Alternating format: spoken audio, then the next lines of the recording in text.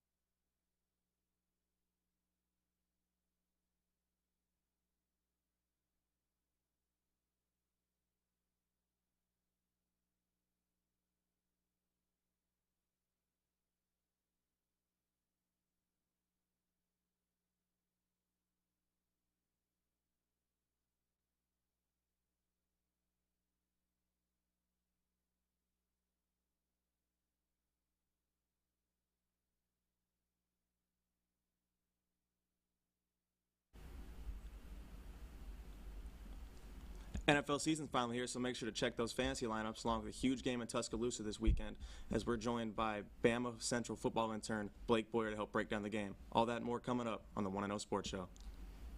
Texas finally 1-0, finally. You want me to do the ad? Yeah, okay. Cool. Yeah, you can do that. Yeah.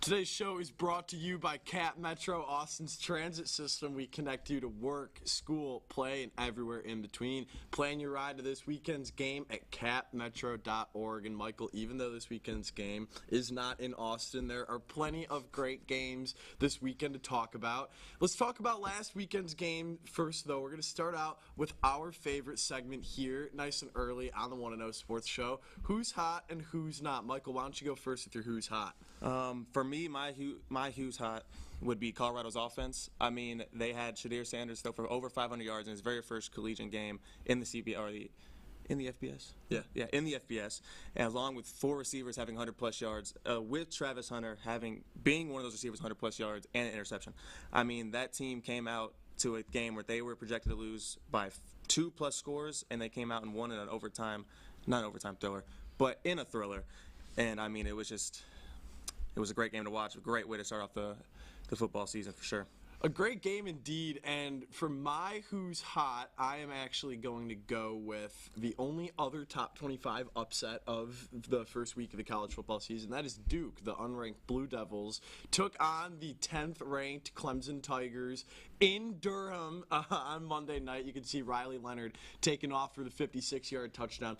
Duke looked amazing in this game, and I don't think a whole lot of people expected this. 13.5-point underdogs. Dabo Swinney's Clemson Tigers did not look the part at all. The offense looked horrible.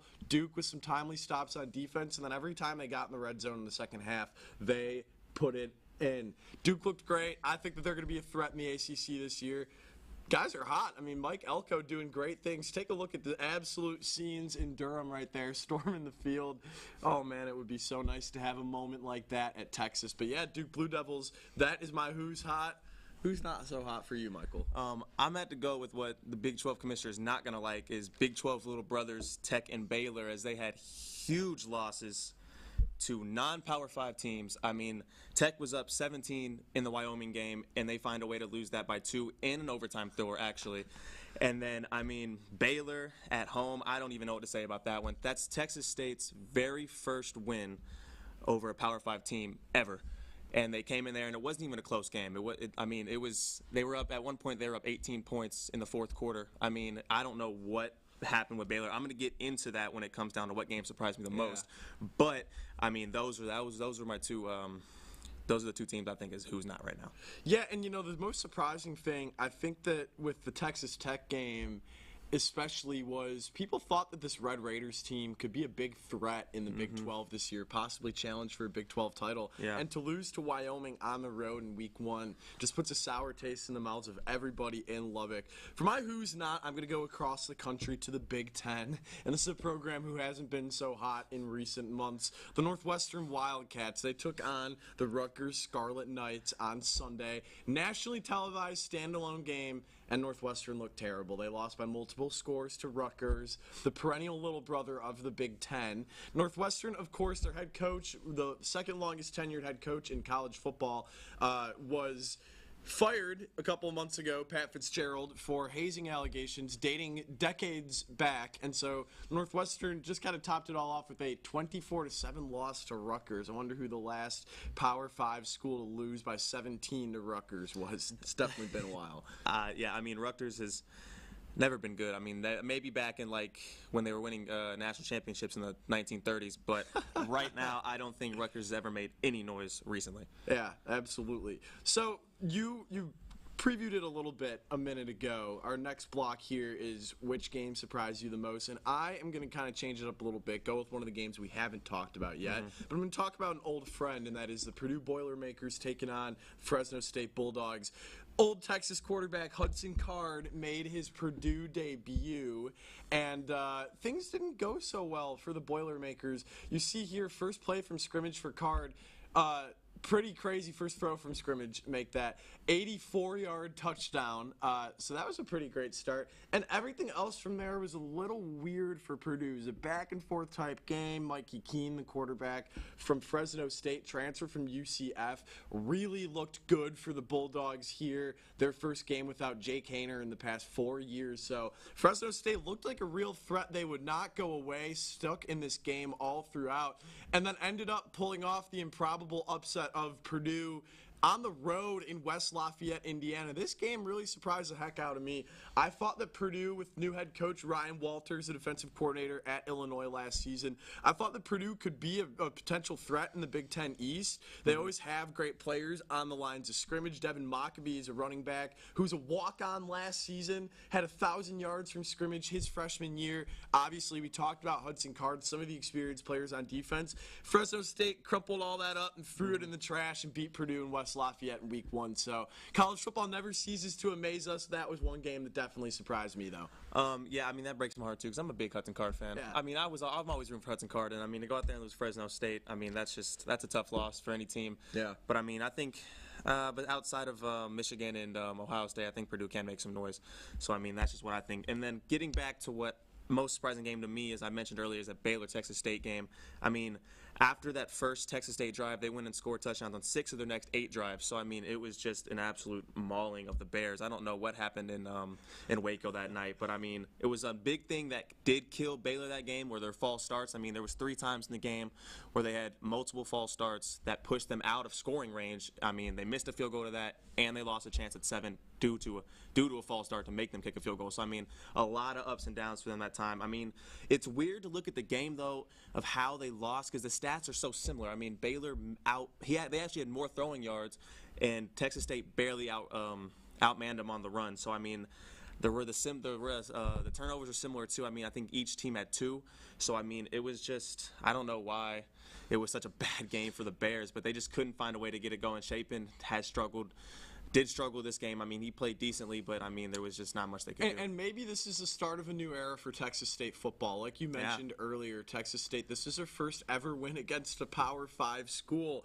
And it's no surprise that it came with a quarterback who's maybe a little more talented than they're accustomed to in San Marcos, T.J. Finley, who has been a quarterback for not 1 but 2 SEC schools. So Texas State with a big win over Baylor, but I will agree with you, Michael. That game definitely surprised me.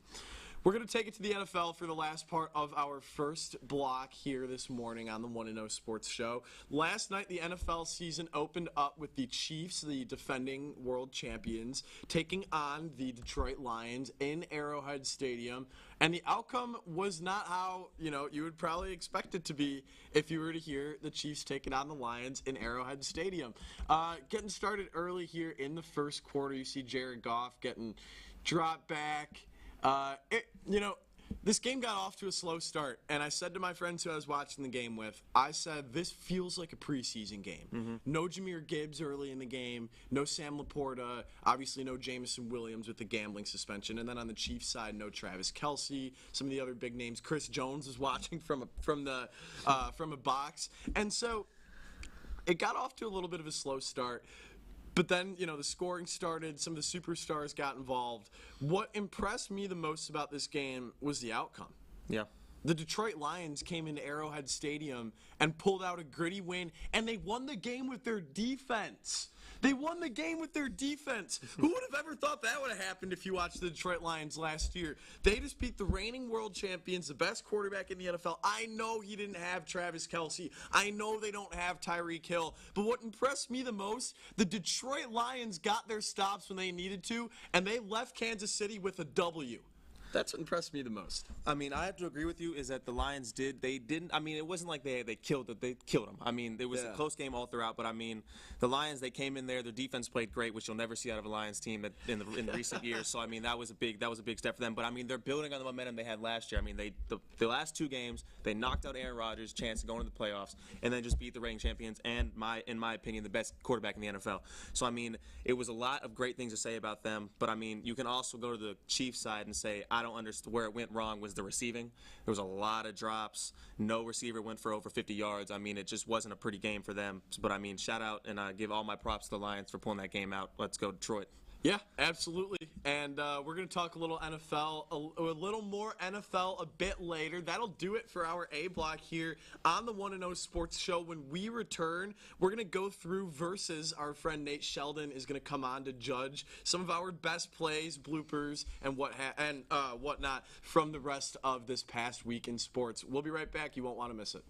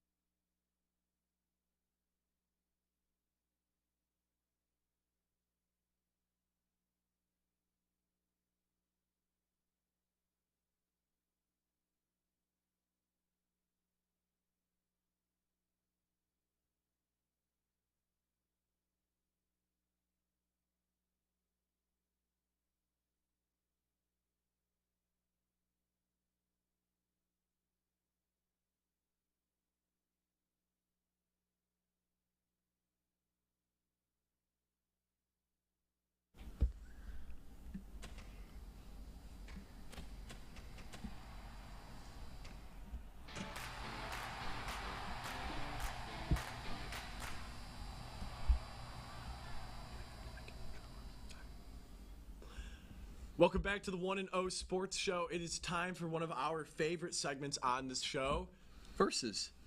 Welcome on our friend Nate Sheldon. Nate, how you doing this morning? It's good to be here. Last week I kind of dogged Michael with the picks. A little bit subjective there, but I want to blame that we were using a tiny thing over here, so I lost some key moments. I lost them the chance to see some of my key plays, but it's all right. We have the TV now. We have a chance. I can try and make it up with these picks. Well, let's see who comes out on top this weekend. We're going to get started right off the bat with our best Week 1 college football play. I will go first. Mm-hmm.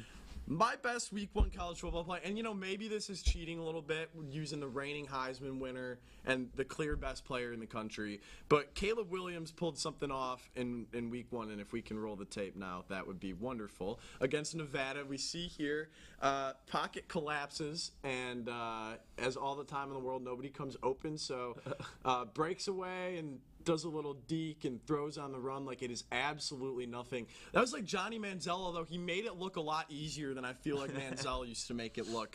Caleb Williams' magicianry is my best play Week 1.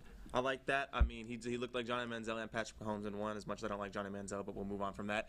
I'll move on to my best play of the week. I had to go with Travis Hunter's diving interception against TCU. I mean, if we just pull up the clip here, it's you'll get a closer look at it, and it looks like he takes the ball out of the receiver's hand right here. He says, "Nope, I want that. Go ahead and snag that." Such a talent. I mean, the fact that he does not get gas from playing over 50 snaps on offense and defense is amazing. But I mean, my favorite part is I was on Twitter and I saw like a clip from the TCU student section. They said, "Throw it to Hunter."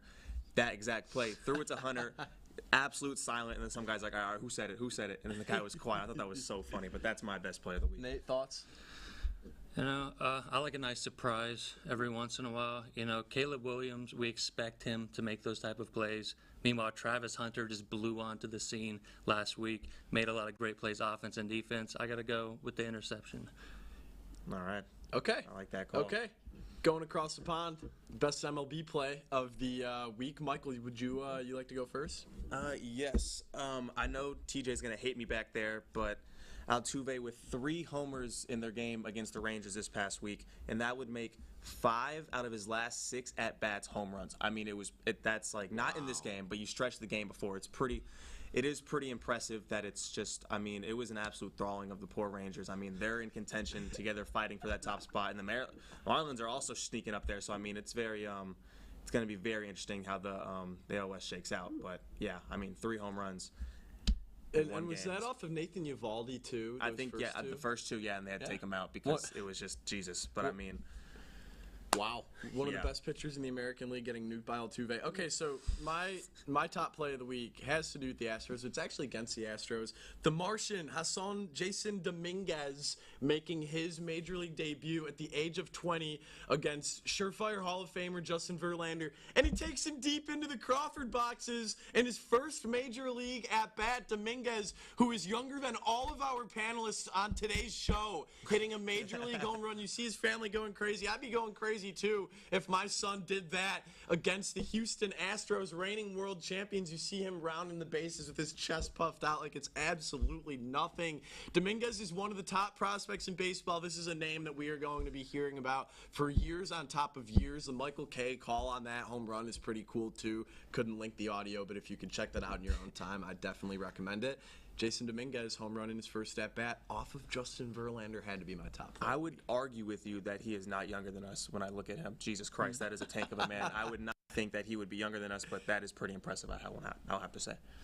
I was going to go with your clip just because Altuve, again, just with his stature, I can't believe my eyes anytime he launches it over the back wall. But your enthusiasm just really sold the clip for me. I made it. Yeah. I didn't even know what was happening. It was just so much energy, excitement. I got to go. Okay, not so much excitement on this next topic. Best college football blooper of the week. And unfortunately, I don't have a video or audio to go with this because, and fortunately, in this part, no video or audio exists. Portland State played Oregon on Saturday in football, yes. and it was an all-time thrashing. Portland State lost 82-7 to the Oregon Ducks.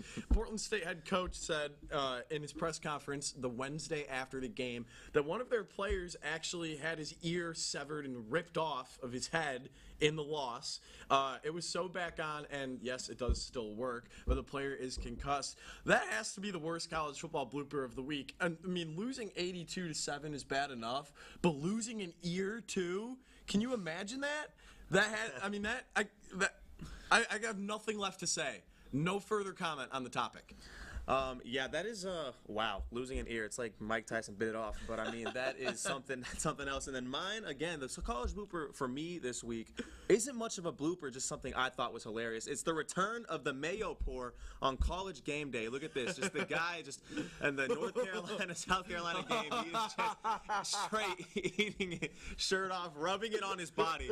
I absolutely, and then it was hilarious to watch in real time. I was like, Jesus. So I knew exactly what I want to do for the blooper as well. I thought it's not much of a blooper, but I thought it was just a hilarious scene that I think everyone should see. It's just, I don't know why you'd want to do that. You're going to smell awful the rest of the day, but I mean, hey, the enthusiasm, I love that, and that's my blooper of the week. Yeah, I'm flipping again. At first, I was going with the ear because, what's crazier than losing an ear? But apparently pouring mayo on your entire body with your shirt off on live TV, that was pretty awesome. Great blooper. Okay, worst umpire and ref mistake. There are a lot of these each week, so it is hard to choose. But we'll start with mine first. This isn't, maybe not the worst one of the week, but I thought this was pretty egregious. And given the context of the situation, yeah. So we have down the stretch, near playoff baseball, two teams in contention, the Pittsburgh Pirates and the Milwaukee Brewers. Mind you, Milwaukee's in first place. They need this game. And a called strike three that was nowhere near the strike zone. David Bednar walks like he knew that was in the zone. Come on, man. Easy win, easy call for the umpire at home plate. Must have had an early dinner reservation before getting out in the getaway game. Not so great to see that down the stretch. I am an anti-robot umpire type of guy, and calls like that are not a good indictment on the human umpires. So when I see stuff like that, it makes my blood curdle. It makes my blood curdle a little bit because it makes me fear that robot umpires might be on the horizon. I mean, I like that play. I mean, mine isn't much of a ref mistake, as I just thought was kind of funny, was the Marlins ball boy who might be in hot water after this game. I mean, he throws Freddie Freeman's fair ball into the stands like it was not. I mean, he's like, yeah, hi, fans, how y'all doing? Let me just lob this over here. Free game. I guess he was not paying attention.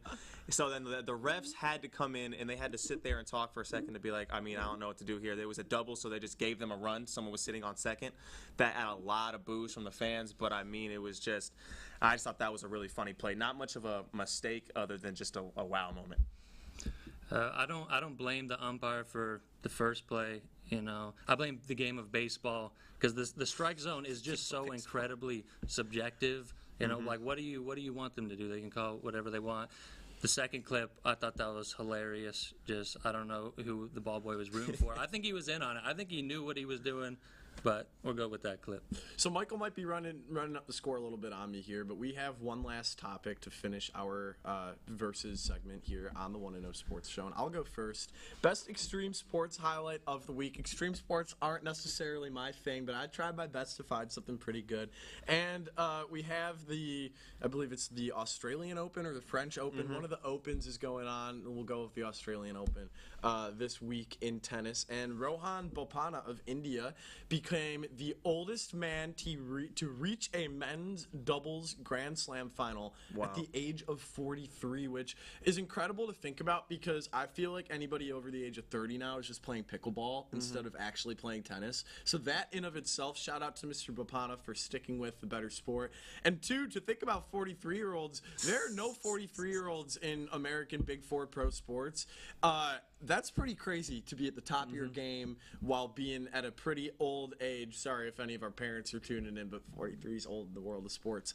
I should stop talking before I get in any trouble. But yeah, Rohan Bopanna, oldest man in the history of tennis to reach a men's doubles Grand Slam final. I mean, yeah, I mean, that's pretty impressive for anything. I mean, for anybody to reach a double Grand Slam final, but at the age of 43 is quite impressive, I'll have to say. I mean, and then for me, when I saw this topic, shout out TJ for throwing this one there. Extreme sports, I knew exactly where I wanted to head. Me being a UFC fan myself, and that I did a little bit of MMA when I was younger. Not to toot my own horn there, but I'm just saying. Cyril Gane versus Taya Tuvasa. I mean, he just started feeding him towards. I mean, this was an absolute balling of a fight anyway. It was UFC in Paris 293. I mean, you can see again, slipped him right there, and that was the end of the fight. I mean, if you watched the fight, you saw that was not a close endeavor. I mean, it was just an absolute thralling the entire game. But, I mean, it was in front of Gane's fans. He's the #1 contender. He wants his title fight again against John Jones, and I want to see it because he did not deserve to go out the way he did last time. But, yeah, that is my extreme sports highlight of the week. I think if there's one thing I'm qualified in judging, it's things that are extreme, because I'm extreme. I don't think tennis is all that extreme. I'm sorry. Cyril Gane, that was an impressive highlight. I got to give the win to Michael.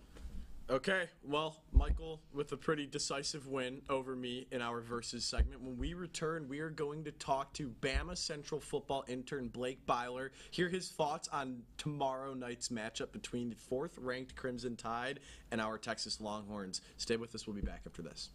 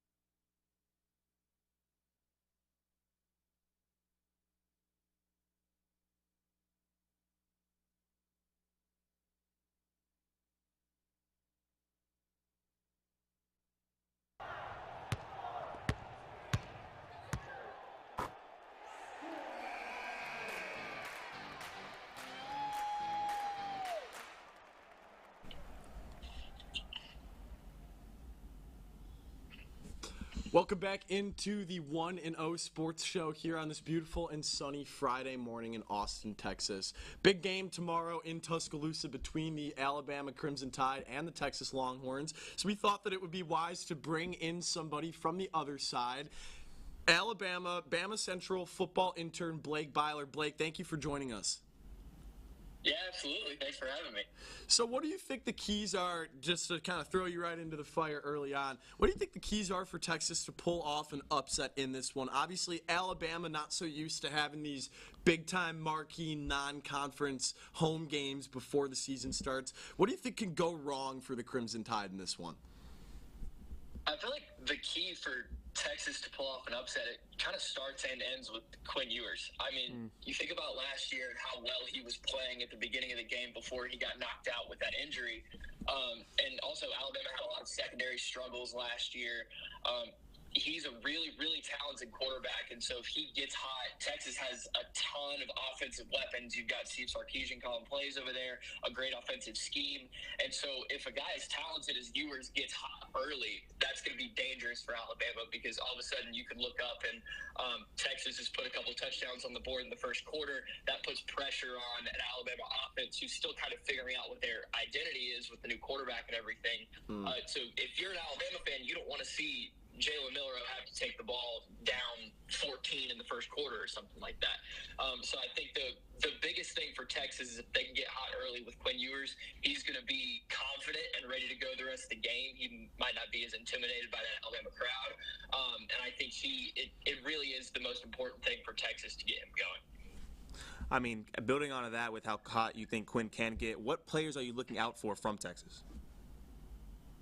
Yeah, going to stay on the offensive side of the ball. Xavier Worthy is a fantastic wide receiver, and he's also a guy who was torching Alabama early last year. I think he had around 100 yards, if I remember correctly, and he was burning Alabama DBs. I remember he took on Alabama corner Terrion Arnold, who actually ended up losing the job later in the season to Eli Ricks, who's in the NFL now. But Arnold's back in the starting lineup, so that's very interesting dynamic about a guy who kind of torched him last season, him being able to go for that battle again. And also A.D. Mitchell, transfer from Georgia. There's just a lot of talented wide receivers in that Texas room that's really going to test this, I think, very talented but young Alabama secondary. So let's talk about that talented and young Alabama secondary and the defense as a whole for a little bit. What do you think Alabama could do on defense to keep Ewers from doing what he did against Alabama last year before the injury? I think it starts with the pass rush.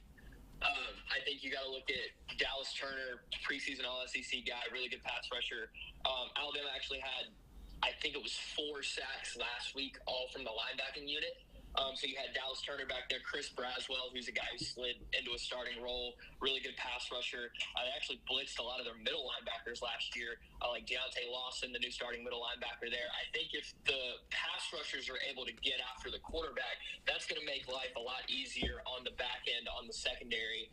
And Alabama's got a really good secondary. I mean, Kool-Aid McKinstry is an All-SEC player. Terrion Arnold, I actually thought looked a lot better last week in his first start of this new year. Looking back at the safeties, you've got some guys that are banged up. I mean, Jalen Key was a UAB transfer. He is, I think Saban listed him as day-to-day. Same with Malachi Moore, kind of their nickelback. So that's very important to look out for in Alabama secondary. They've got a freshman back there. 5-star true freshman Caleb Downs was named SEC Player of the Week. So they've got a lot of talent. It's just how they gel and how they play together, as well as their health with Key and Malachi Moore being a little banged up. And so I think if Alabama can establish that pass rush early, be able to get after Ewers, make him uncomfortable, maybe flush him out of the pocket a couple times, that's going to be important to making sure their secondary kind of has their legs under them and they're able to make plays in the back end. And then moving away from Alabama's defense and switching to the offense, how confident are you with Jalen Milroe for this game after his performance against Middle Tennessee? I'm more confident than I would have been if you asked me a week ago. There were a lot of unknowns, obviously, about the quarterback room, who was going to start. I kind of felt like it was going to be Milroe all offseason just because Saban really likes guys with experience. He's got the most experience. I thought he played really well last week. I thought the biggest thing was he took care of the ball. He didn't have any turnovers. He didn't have any terribly errant passes or anything like that. don't even know if he had a ball that could have been picked off. So I think that's really important for him. He fumbled twice in his one start last year against Texas A&M. So he took care of the ball, which is the most important thing. He also showed off a little capabilities with the deep ball, and while it was against Middle Tennessee, he had a couple guys running free, and he showed really nice touch on some deep balls to Isaiah Bond, a sophomore wide receiver who's starting this year, Jermaine Burton, a guy who was there last year. So I think he has the ability to be a really dynamic quarterback. Obviously, he's got the abilities with his legs, so he can kind of hurt you in two ways. But I'm definitely more confident than I would have been going into the Middle Tennessee game. I think that good performance kind of made him seem more capable of the job. But again, if Alabama gets down and they have to start airing the ball out and Texas can start pulling guys out of the box, then it might be a little difficult. But I still think he has I definitely think he has the ability to go in and lead Alabama to a win. It just might not be with 350 yards through the air. And you know what, Blake? I agree with that from a technical standpoint, but from a Texas standpoint, I just think it would be the most Longhorn thing of all time if the kid who decommitted from Texas after Quinn Ewers committed were to just find a way to beat Texas when the lights are shining the brightest. I think it would be the most Texas thing of all time. So, besides Milroe, which players from Alabama, and this can be on either side of the ball, who do you think will make the biggest impact on the game? You know, I mentioned him earlier, but Deontay Lawson really impressed me last week. He's the new starting middle linebacker. He played kind of a reserve role last year, got to play more snaps towards the end of the year because of injuries, but he just looked entirely in command of that defense as kind of the signal caller, pulling guys out, making sure guys are lined up where they're supposed to be. And he also just flies around. I mean, he's really fast sideline to sideline, made a couple of really nice tackles for loss. He's able to get to the edge, set the edge when Texas is trying to stretch out runs. I just think he also had a couple sacks, if I remember right. So I just think he is really important to making sure that the defense is ready. And just with his play, too. He's a really good football player. He's going to be a guy that a lot of people will learn the name of as the season goes on because he's only a redshirt sophomore, hasn't been playing a lot of snaps. But then to flip over to the offensive side of the ball, one thing that Alabama really struggled with last year against Texas was having guys to throw the ball to. I have the box score pulled up, and Jahmyr Gibbs, the running back, was Alabama's leading receiver. He had 9 catches. And then besides him, no other guy had more than 5 catches. Trayshawn Holden, who's since transferred out, had 4. Ja'Cory Brooks, who's back, had 3. And so it's really going to be important for Alabama to have receivers that can make plays. And last week, Isaiah Bond was that guy. He caught a deep ball for about 50 yards.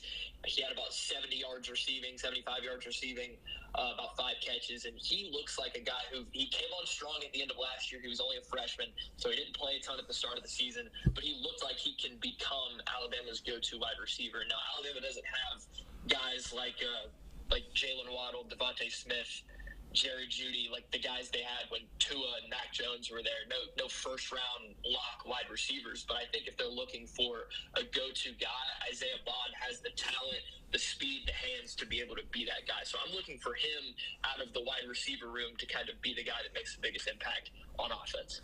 Yeah, and then final question we got for you here is, last year we had a spectacular game that I had personal experience with in the boiling hot sun.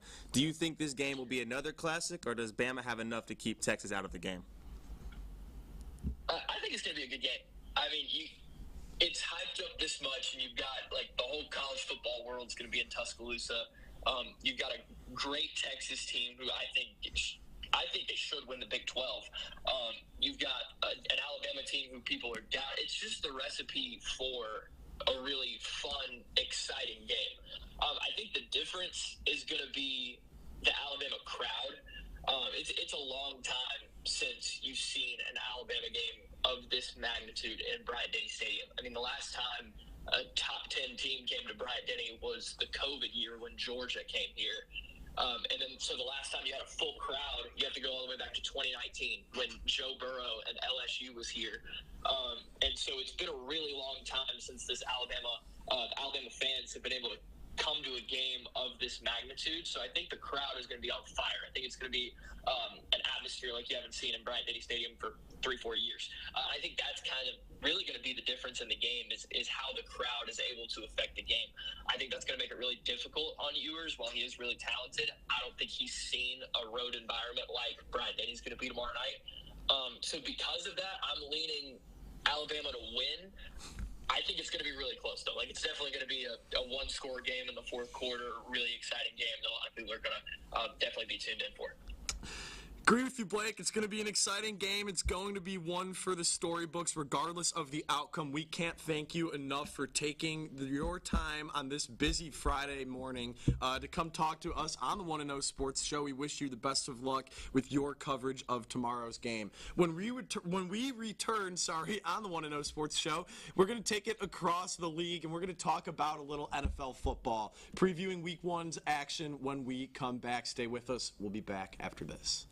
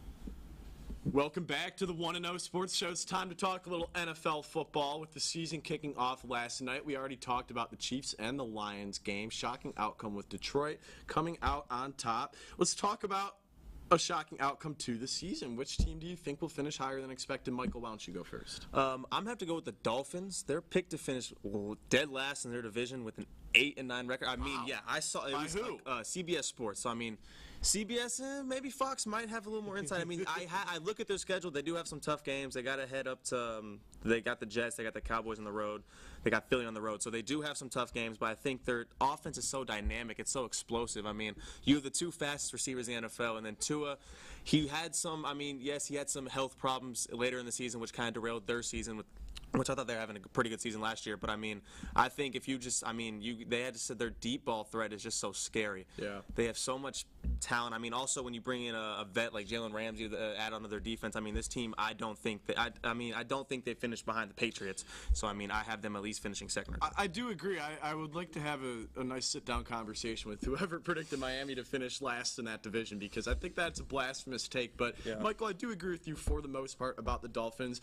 They are not the team who I will think will finish higher than expected, though, in the NFL. For that team, I'm going to have to go with the Chicago Bears. Finished with the worst record in the NFL last season.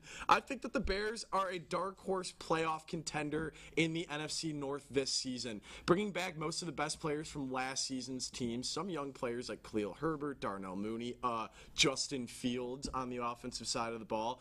But few teams in the NFC and in the NFL as a whole made the improvements on offense and on defense that the Chicago Bears did this offseason. Drafted Darnell Wright out of Tennessee with the 11th overall pick in the NFL draft. He is going to be plugged right into that starting lineup, be a great presence at the O-line for Justin Fields. DJ Moore was acquired in a trade with Carolina. He would be the Bears' all-time leading receiver had he played every game of his career with the Bears. He has not, but we expect him to have some great games for the Monsters of the Midway this season. And on the defensive side of the ball, Tremaine Edmonds is over from Buffalo. TJ Edwards is over from Philly. More additions in the secondary and in that front four for Matt Eberflus's defense. I think the Bears can take advantage of a bad NFC North this year and possibly sneak into the playoffs. I have to agree. I'm a huge Justin Fields fan, not because he was carrying my fantasy team last year with those incredible 50-yard runs, but I mean, yeah, I'm not a giant Bears fan. I never watched the Bears, but I mean, I can go and root for the Bears, and let's do it. I mean, I don't care. Let's root for the Bears. Let's root for the Bears. Why not, guys? And on the flip side, which team do you think will finish lower than projected? Now, I want to say, the prompt here is lower than projected, not finish in last or miss the playoffs. I think the Buffalo Bills are going to finish lower than projected.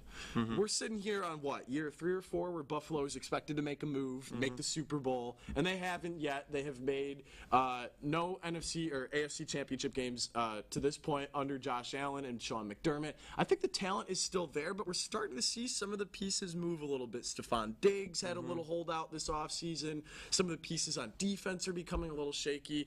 Starting to lose some big pieces to free agency as well. Tremaine Edmonds is a huge loss in the linebacker core. So, we'll see with Buffalo. I think that Josh Allen is great. I think he is also injury prone. He takes more hits than most quarterbacks in the league do. I think Buffalo could be, on the lookout. They're in a tougher division than normal this year, too. Usually at least 1 or 2 of those teams in that division are like complete non-starters. But all 4 teams in that division, the Jets, the Bills, the Patriots, and the Dolphins, are looking to make the playoffs, and if they make the playoffs, we'll be looking to make the Super Bowl. So I'm going to say that Buffalo is going to finish lower than projected. I like Miami more than them in that division, and I like the Jets more than them in that division. Yeah, I agree with you on that one, especially because I'm going to move over to a team that I think had a Cinderella season last year with the Vikings.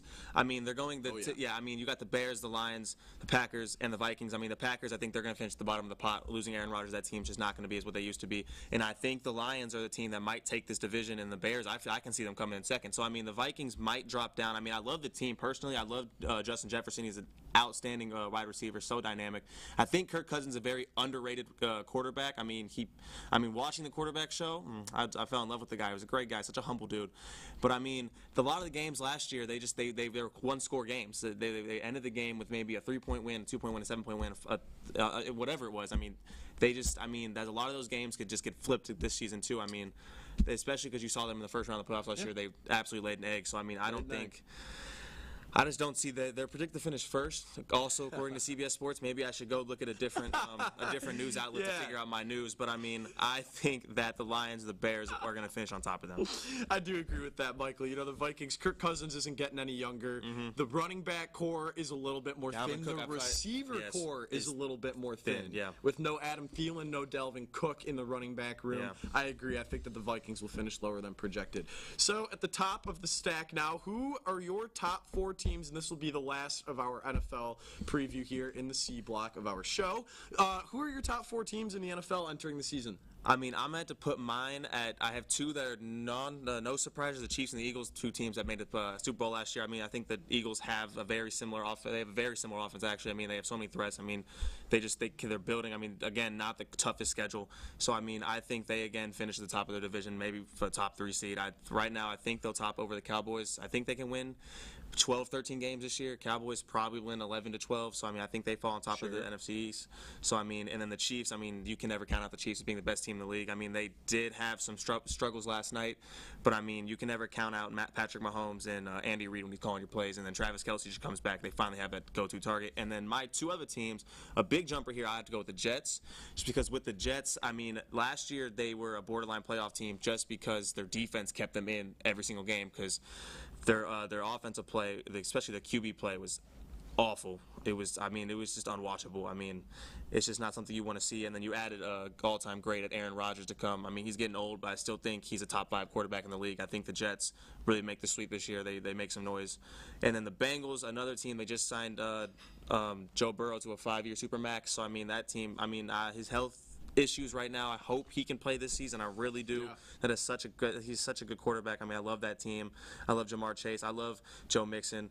I love T. Higgins. I mean, that offense is I love it. So, I mean, I want to see the Bengals succeed because they usually do these past couple years, and those are my top 4 teams. Not a bad top 4, Michael. I do agree with you that I think that the top 2 teams in the NFL are a little clear-cut as we can roll my list here. Didn't disagree with you too much on the top 2, Chiefs and Eagles. Not too much explanation needed. I do stand by my Chiefs pick. I think one game is not emblematic of their full season, especially if Travis Kelce and Chris Jones were to have played. Eagles, they did lose some of the pieces on the defense, but they're going to plug in some young players who I think are ready to make big plays, namely Nakobe Dean, Jordan Davis. I think that they're going to be ready to step in and be some key cogs on that Philly defense. And so my 2 teams are different than your 2 teams at the bottom of this list. I think Baltimore is in the best shape that they have been in years. Lamar Jackson has a contract situation finally all sorted out. He had a full, normal, natural, healthy offseason. That makes a big difference for them. They added Odell Beckham Jr. They still have Rashad Bateman, Tylan Wallace, Devin Duvernay. That's an underrated receiving core with Mark Andrews, too, at tight end. J.K. Dobbins fully healthy. The Ravens are in great shape. That defense has never been a question mark for me under John Harbaugh. And then the 49ers, when I think about it, they honestly could have been 2 or 3. Brock Purdy, I am so high on. I believe in Brock. I want that on the record. I think that the Niners, Kyle Shanahan's offense suits him perfectly. Christian McCaffrey and Deebo Samuel, 2 of the best all-around offensive weapons in the league. The defense, Nick Bosa finally got paid, well-deserved. Fred Warner, best linebacker in the National Football League. Great secondary as usual. 49ers, you're going to be hard-pressed to find holes on that team. And the NFC West is a lot weaker than it normally is this year. Arizona looking like the worst team in the league. The Rams looking weaker than usual. Seahawks, I don't think will repeat last year. Niners could have a cakewalk, and that team doesn't look like it has a whole lot of holes. So that's my top 4 heading into the NFL season. That'll take us to the end of our NFL block here on the One NFL Sports Show. When we return, we will take you all home with our favorite segment of the week, Pick'ems. Stay with us. We'll be right back after this.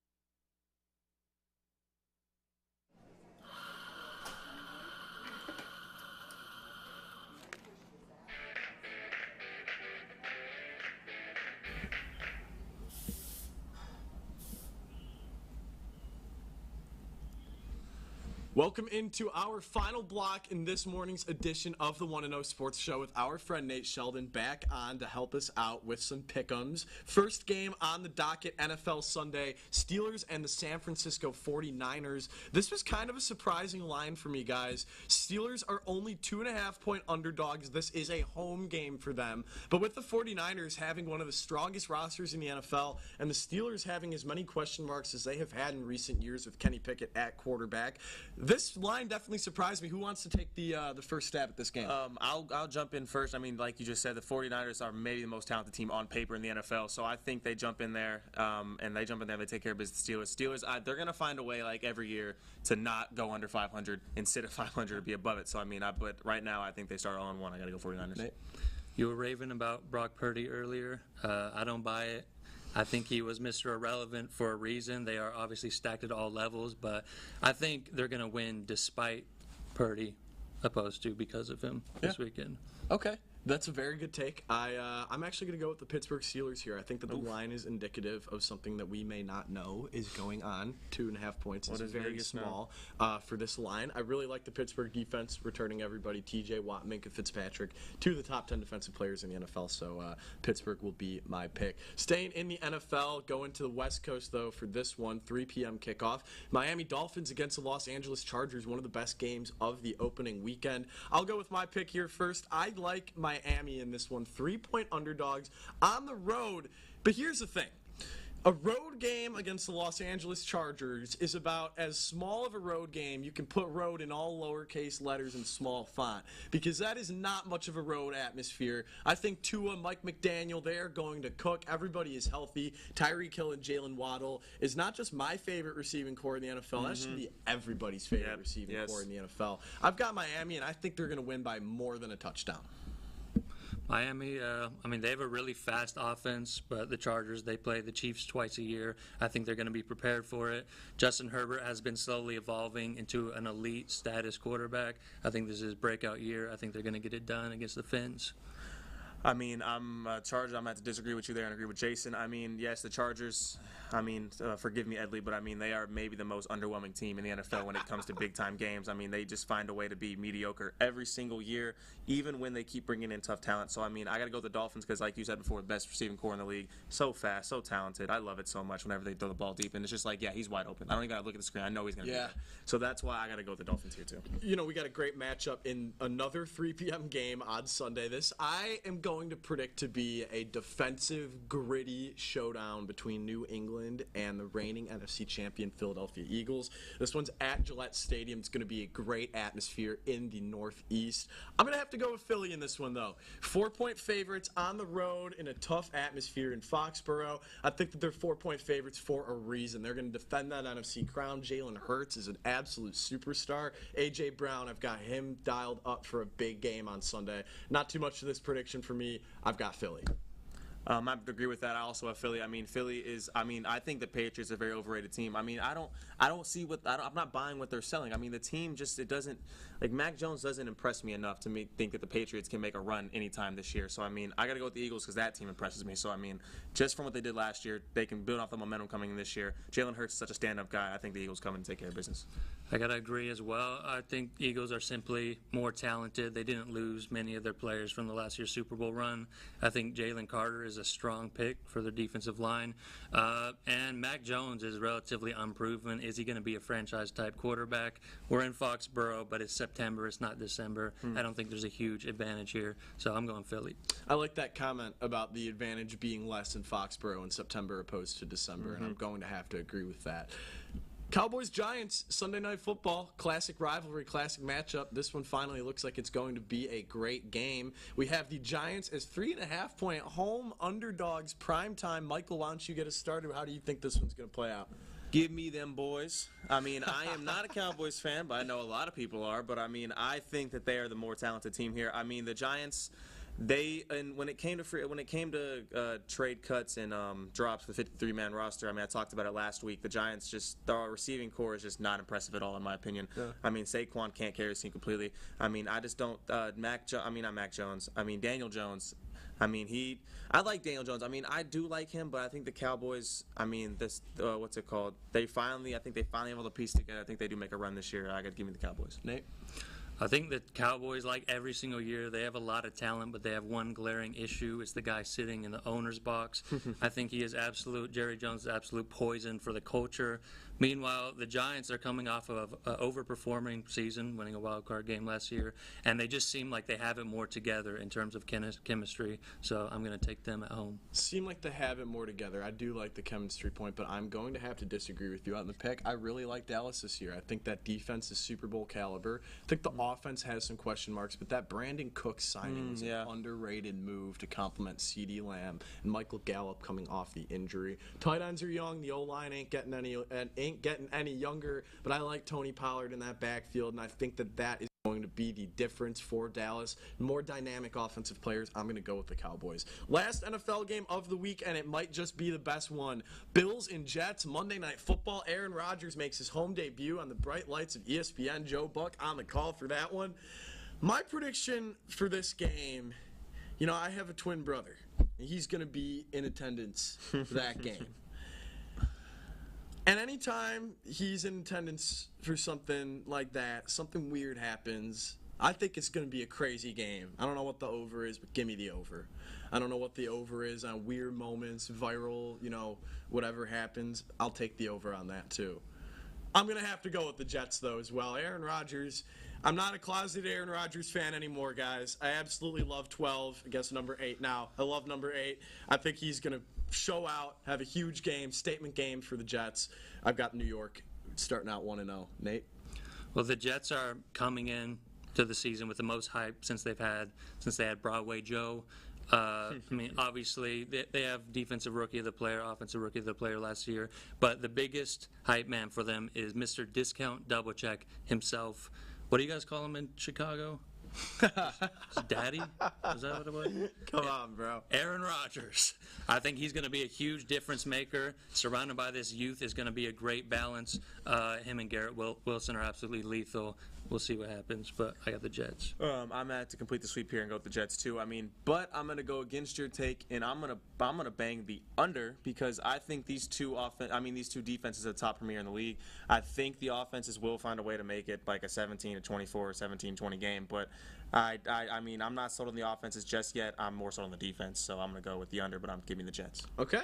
5 NFL games down, 5 college football games to go. The first one that we are going to talk about is going to be quite the game on Fox. Big noon kickoff tomorrow at 11 a.m. The Nebraska Cornhuskers coming into Boulder to take on the hottest commodity in college football right now, the Colorado Buffaloes. This line opened up as Colorado being a 1-point favorite. They are now nearly 3.5-point favorites. And so Colorado coming in after a huge game against TCU. I'm going to have to go with the Buffaloes here. They will find a way to win. Coach Prime, his son Shadur Sanders is a superstar. Dylan Edwards, Travis Hunter, absolute bona fide studs. I've got the Buffaloes in a not-so-close game. I mean, I said it last week. I'm never going to go against Coach Prime, Deion Big Cajones Sanders. He's the guy. I don't care if they're playing the 85 Bears. I'm going to pick them, so we're going with Colorado.